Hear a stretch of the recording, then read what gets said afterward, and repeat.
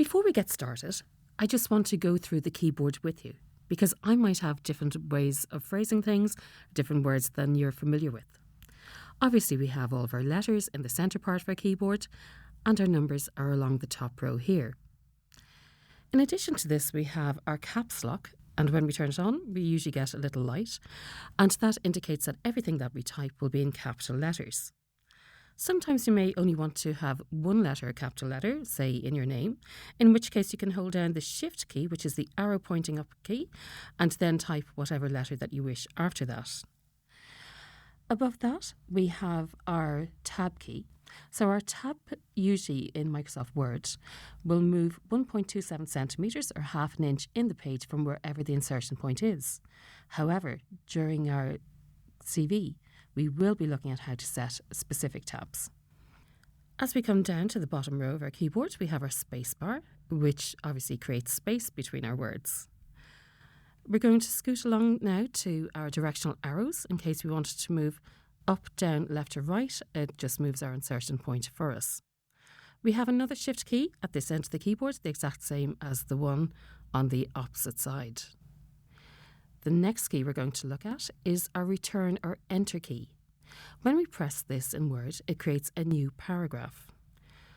It's not necessary to press this at the end of each line, as Word treats it as a new paragraph, so we'll put in a capital letter at the start of the next paragraph. You can press this to create spaces between your paragraphs, so it will insert more or less a blank line each time. If you want to start at the top of a new page, what you'll do is you'll press your Control and the Enter key together, and that will create a new blank page within your document. Our key above that is our Backspace key. Our Backspace key deletes text to the left-hand side of the insertion point, whereas our Delete key up in the corner here deletes text to the right-hand side of the insertion point.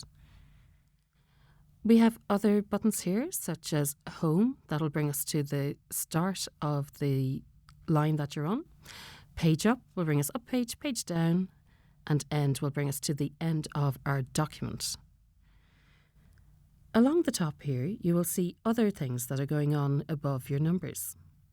If we want to access any of these, the exclamation marks, pound sign, dollar signs, percentage, etc., we just have to hold down the Shift key along with whatever symbol that it is that we want to access. So our Shift key allows us to access all of these things on the top row of our number pad.